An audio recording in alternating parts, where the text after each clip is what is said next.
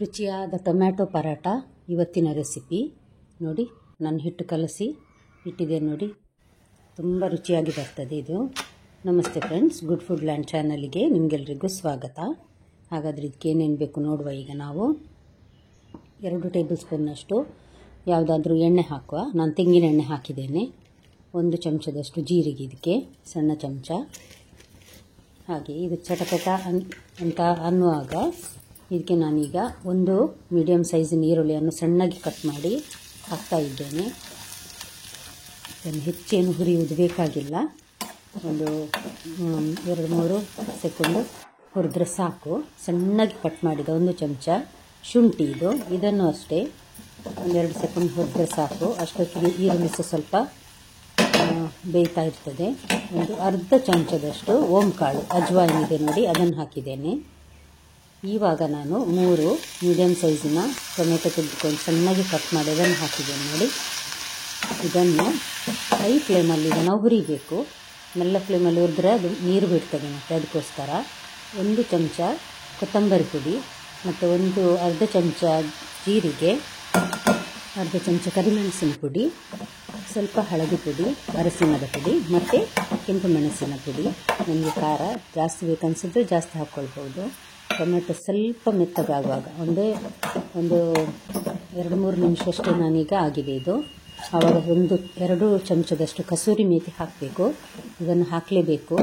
Tomato ಈಗ ನೋಡಿದ್ರಲ್ಲ ನಾನು ತೋರಿಸಿದಷ್ಟು ತುಂಬ ಬೆಂದು ಮುದ್ದೆ ಆಗೋದು ಬೇಡ. ಅದು ಸ್ವಲ್ಪ ಟೊಮೆಟೊ ಹದ ಬೆಂದಿರುವಾಗಲೇ ಆಫ್ ಮಾಡಿ ಬಿಡಬೇಕು. ಇದನ್ನು ಕಂಪ್ಲೀಟ್ ತಣ್ಣಗಾಗಲಿಕ್ಕೆ ಬಿಡುವ ನಾವೀಗ.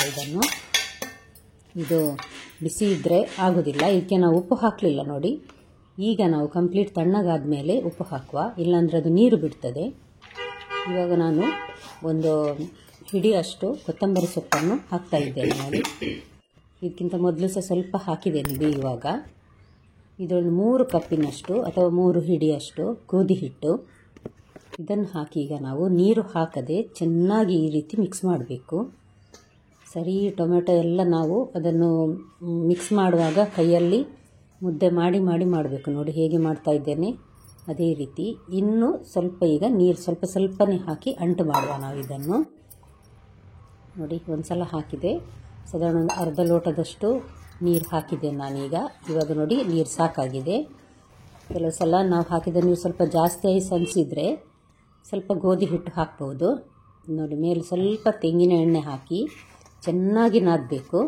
ಮತ್ತು ತೆಂಗಿನ ಎಣ್ಣೆ ಹಾಕಿ ಒಂದು 10 ನಿಮಿಷ ಇಡುವ ಹಾಗೆಯೇ.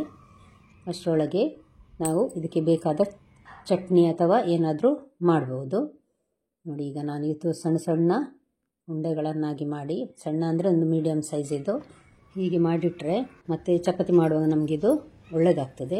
ನಾನು ಗ್ಯಾಸಲ್ಲಿ ಕಾವಲಿಯನ್ನು ಇಟ್ಟಿದ್ದೇನೆ ಬಿಸಿ ಆಗಲಿಕ್ಕೆ ನೋಡಿ. ಈಗ ನಾನು ಇದನ್ನು ಲಟ್ಟಿಸ್ತಾ ಇದ್ದೇನೆ ನೋಡಿ.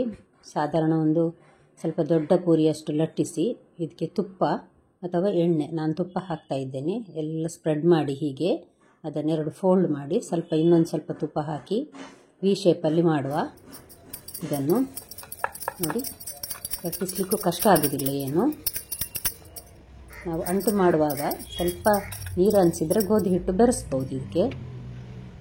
ಮೊದಲನೇ ಬಾರಿ ನನ್ನ ವಿಡಿಯೋ ನೋಡುವ ವೀಕ್ಷಕರಾದರೆ ದಯವಿಟ್ಟು ಸಬ್ಸ್ಕ್ರೈಬ್ ಮಾಡಿ. ಹಾಗೂ ನಿಮಗೆ ಇದು ಇಷ್ಟ ಆಯ್ತು ಅನಿಸಿದರೆ ದಯವಿಟ್ಟು ಲೈಕ್ ಮಾಡೋದನ್ನು ಮರೆಯಬೇಡಿ. ಹಾಗೂ ಫ್ಯಾಮಿಲಿ ಫ್ರೆಂಡ್ಸಿಗೆ ಶೇರ್ ಮಾಡಿ. ಈಗ ನಾನು ಒಂದು ಮಾಡಿಟ್ಟೆ ನೋಡಿ ತೋರಿಸ್ಲಿಕ್ಕೋಸ್ಕರ. ಇನ್ನೊಂದನ್ನು ಅದೇ ರೀತಿ ಮಾಡ್ತಾ ಇದ್ದೇನೆ. ಇದನ್ನು ಅಷ್ಟೇ ಲಟ್ಟಿಸಿ ಈಗ ನಾನು ಕಾವಲಿಯಲ್ಲಿ ಬಿಸಿ ಆಗ್ತಾ ಇದೆ. ಮೀಡಿಯಮ್ ಹೀಟಲ್ಲಿ ಇಟ್ಟಿದ್ದೇನೆ ನಾನು ಕಾವಲಿಯನ್ನು. ತುಂಬ ಸಣ್ಣಗೆ ಇಟ್ಟರೆ ಅಷ್ಟು ಬೇಯುವುದಿಲ್ಲ, ಅದು ತಿನ್ನಲಿಕ್ಕೂ ಅಷ್ಟು ರುಚಿ ಅನಿಸೋದಿಲ್ಲ. ಮತ್ತು ಸರಿಯಾಗಿ ಅದು ಬೇಯದಿದ್ದರೆ ನೋಡಿ. ಈಗ ಹಾಕಿದ್ದೇನೆ, ಕಾವಲಿ ಬಿಸಿಯಾಗಿದೆ. ಒಂದು ಸಲ ಚೆನ್ನಾಗಿ ಬೆಂದ ಮೇಲೆ ತಿರುಗಿಸಿ ಹಾಕಬೇಕು. ಅದಕ್ಕಿಂತ ಮೊದಲು ಹಾಕಿ ಎಣ್ಣೆ ತಾಗಿಸೋದು ಬೇಡ ನಾವು, ತುಪ್ಪ ಅಥವಾ ಎಣ್ಣೆ ನೋಡಿ. ಈಗ ಸ್ವಲ್ಪ ಬೆಂದಿದೆ ಇದು. ಈಗ ನಾನು ತುಪ್ಪ ಹಾಕ್ತಾ ಇದ್ದೇನೆ ನೋಡಿ. ಚೆನ್ನಾಗಿ ಬಿಸ ಬರ್ತದೆ ಇದು ಚಪಾತಿ. ಇದಕ್ಕೆ ಪರೋಟ ಚಪಾತಿ ಏನು ಬೇಕಿದ್ರೂ ಅನ್ಬೋದು. ನೋಡಿದ್ರಲ್ಲ ವೀಕ್ಷಕರೇ, ರುಚಿಯಾದ ಟೊಮ್ಯಾಟೊ ಪರೋಟ ಇದು. ಇದಕ್ಕೆ ಚಟ್ನಿ ಅಥವಾ ಏನಾದರೂ ಬೇಕು ಅಂತ ಅನಿಸೋದಿಲ್ಲ, ಯಾಕಂದರೆ ಮಸಾಲೆ ಎಲ್ಲ ಹಾಕಿದ್ದೇವೆ ನಾವು. ಆದರೂ ಟೊಮ್ಯಾಟೊ ಕೆಚಪ್ ಅಥವಾ ಗ್ರೀನ್ ಚಟ್ನಿ ಅಲ್ಲಿ ಇದು ತುಂಬ ಒಳ್ಳೆಯದಾಗ್ತದೆ ತಿನ್ನಲಿಕ್ಕೆ. ಕಾಯಿಮೆಣಸು ಮತ್ತು ಶುಂಠಿ, ಕೊತ್ತಂಬರಿ ಸೊಪ್ಪು ಇಂಥದ್ದೆಲ್ಲ ಹಾಕಿ ಮಾಡಿದರೆ ಚಟ್ನಿ ಇದಕ್ಕೆ ರುಚಿಯಾಗಿರ್ತದೆ. ಮಕ್ಕಳಿಗಂತೂ ಟೊಮೆಟೊ ಕೆಚಪಲ್ಲಿ ಕೊಡ್ಬೋದು, ತಿನ್ನಲಿಕ್ಕಂತೂ ರುಚಿಯಾಗಿ ಬರ್ತದೆ ಇದು. ನೀವು ಒಮ್ಮೆ ಟ್ರೈ ಮಾಡಿ ನೋಡಿ ಫ್ರೆಂಡ್ಸ್. ನಿಮಗೆ ಇವತ್ತಿನ ರೆಸಿಪಿ ತುಂಬ ಇಷ್ಟ ಆಯಿತು ಅಂತ ತಿಳ್ಕೊಳ್ತೇನೆ. ನಾಳೆ ಮತ್ತೆ ಹೊಸ ವೀಡಿಯೋದೊಂದಿಗೆ ನಿಮ್ಮನ್ನು ಭೇಟಿ ಆಗ್ತೇನೆ. ಧನ್ಯವಾದ.